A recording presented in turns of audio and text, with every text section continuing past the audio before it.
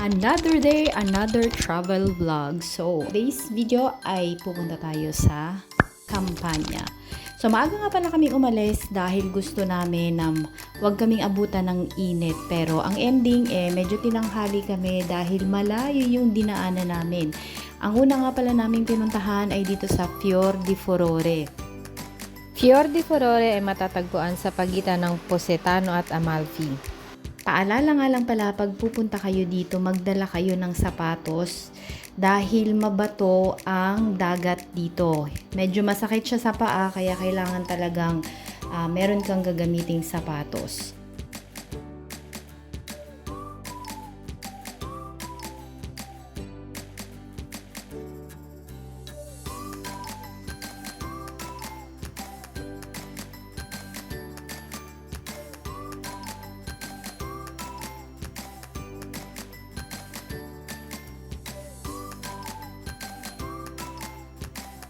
At dahil tanghali pa ang check-in namin sa aming camping village, ay naisipan namin dumiretso muna kami dito sa Fior di Furore na matatagpuan dito sa Positano at pagitan siya ng Amalfi dahil yung camping village na pupuntahan namin ay sa Sorrento.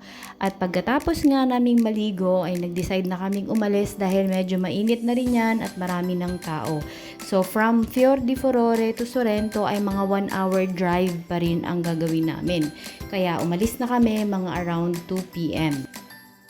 So, talagang we suggest na pagpupunta kayo dito sa Costiera Amalfitana ay mag-rent kayo ng mga hotel or camping village dito sa Sorrento dahil mas mura ang rate nila compared dito sa Positano at sa pagitan ng Amalfi.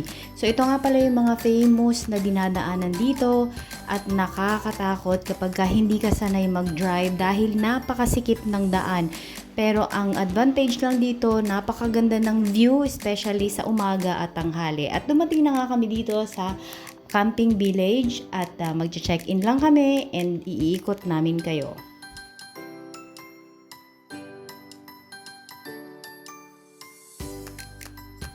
At eto nga pala yung view kung saan kami tayo ng aming tenda. Napakaganda dito sa umaga at sa hapon kasi kitang-kita mo yung pag-akyat at paglubog ng araw. Pero paalala lang pala namin na itong camping village na to ay hindi sila tumatanggap ng cash. Kapag may mga bibilihin kayo sa loob, gusto nyo mag-bar, gusto nyo bumili sa mini market, ang tinatanggap lang nila dito ay mga card or ATM. Siguraduhin nyo lang na meron kayong dalang ATM dahil hindi kayo pwedeng bumili sa loob gamit ang cash.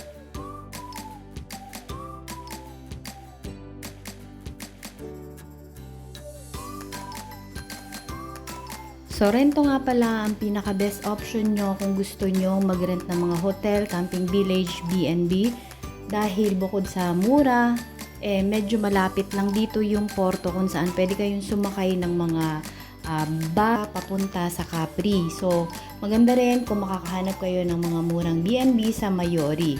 Kasi kung doon kayo pupunta sa Positano at Amalfi, medyo mahal. So, ito nga pala yung kanilang mga bungalow. At i-check nyo na nga lang sa kanilang website kung magkano yung kanilang per night.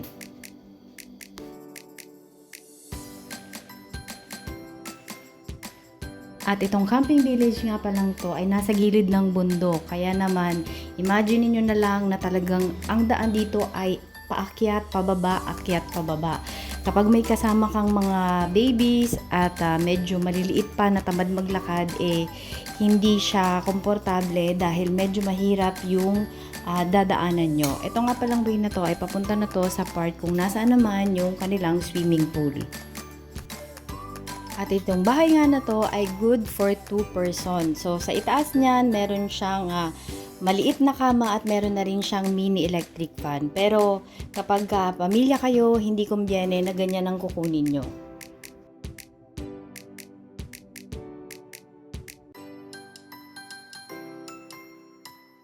At eto nga pala yung swimming pool area nila.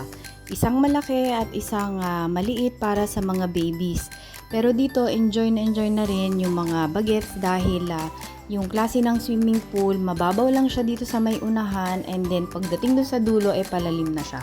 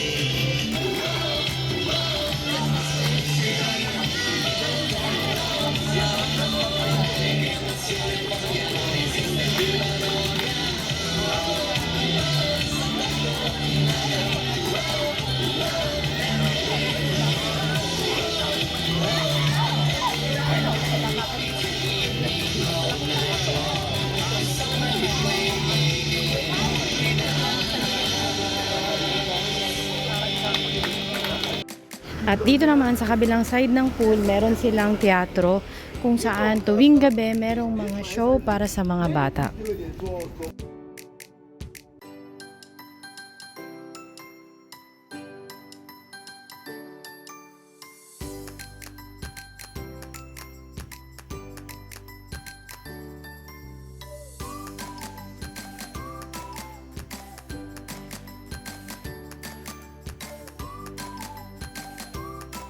Sa mga naghahanap ng camping village nga pala dito sa Sorrento, ay dalawa lang yung nakita namin na malapit dito sa sentro. Kaya lagi talaga silang fully booked dahil nga dalawa lang yung camping village na malapit. At dito naman papunta tayo sa side kung nasaan yung mare. Bago nga pala kayo makarating ay kailangan yung umakyat at bumaba dito sa patirik na daan na to. Pero napakaganda naman ng view na makikita nyo lalo na tuwing umaga at gabi.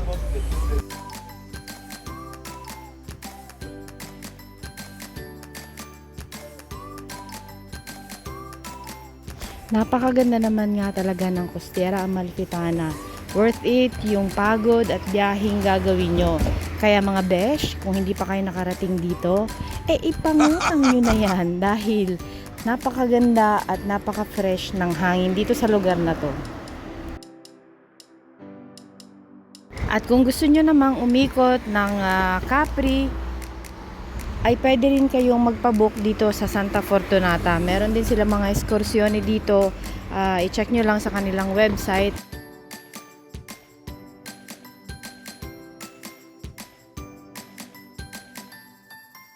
At ngayon naman, nandito na tayo sa Positano. Isa sa mga famous na daan na pinupuntahan ng napakaraming turista.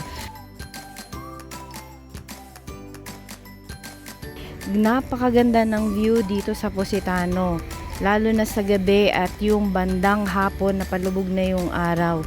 Para kang nasa loob ng isang postcard dahil sa ganda ng view nitong Positano. Ina-advise nga pala namin na kung pupunta kayo dito sa Positano ay kailangan bumaba na kayo doon sa itaas pa lang para at least ikutin nyo siya pababa at hindi mahirap yung pag-akyat ninyo. Dahil kung magsisimula kayo or manggagaling kayo dito sa ibaba na malapit sa dagat, aakyatin nyo papunta doon sa itaas medyo mahirap. Dahil ang pinakamagagandang view ay nagmumula lagi sa itaas.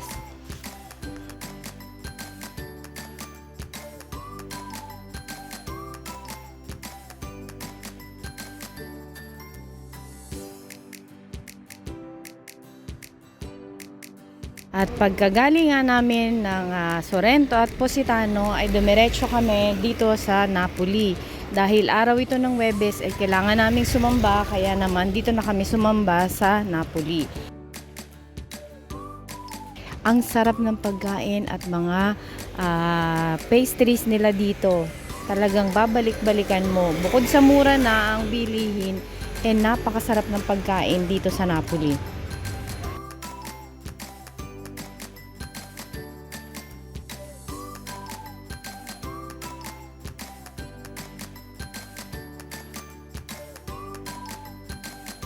Ang cafeteria na to ay malapit lang ito sa Napoli Centrale Station kung saan marami yung mga turista na kumakain dito tuwing umaga. Wala ay ang Galleria Garibaldi kung saan dito kami sasakayin ng train papunta sa sentro.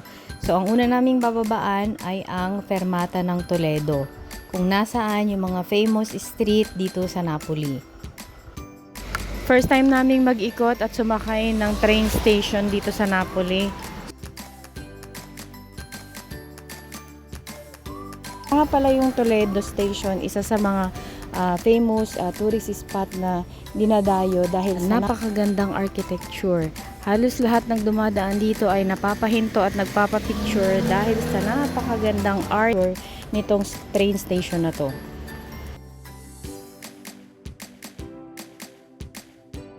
Ito nga rin pala ang tinatawag nilang Quartiere Spagnoli at dito rin napakaraming mga souvenir shop na nagtitinda ng mga malyeta ni Maradona at halos lahat sa bawat kanto ay makakakita kayo na nagbebenta ng mga limoncello at granita. First time lang namin makapag-ikot dito mismo sa loob ng sentro ng Napoli dahil 2018 nang pumunta kami dito ay hindi naman kami nakapag-ikot-ikot. Ito nga rin pala yung kanilang arancini.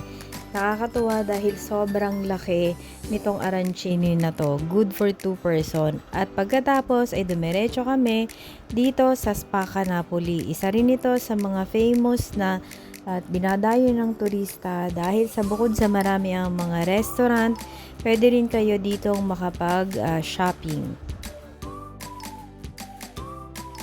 Nga rin pala kami nakabili ng ilang mga souvenir na dinala namin pabalik ng Roma. Meron isang negosyo dito na nagbebenta ng mga mozzarella di bufala at ng ricotta. Dito rin kami nakapamili at talaga namang sulit ang presyo dahil bukod sa masarap, ang quality ng kanilang mozzarella ay talagang pinakamasarap na natikman namin. So, ito nga pala yung mga nagtitinda sa gilid ng granita at pinipilahan ng maraming turista. At pagkatapos nga namin ay sumakay na kami ulit ng train pabalik sa Garibaldi dahil doon namin iniwan yung aming sasakyan dahil napakahirap maghanap ng parking sa loob ng Napoli. Nag-enjoy talaga kami sa pamamasyal dito sa Napoli dahil bukod sa mura ang bilihin, talaga namang yung quality ng pagkain nila sulit na sulit. We will surely come back sa mga susunod pang panahon. See you sa aming susunod na travel vlog.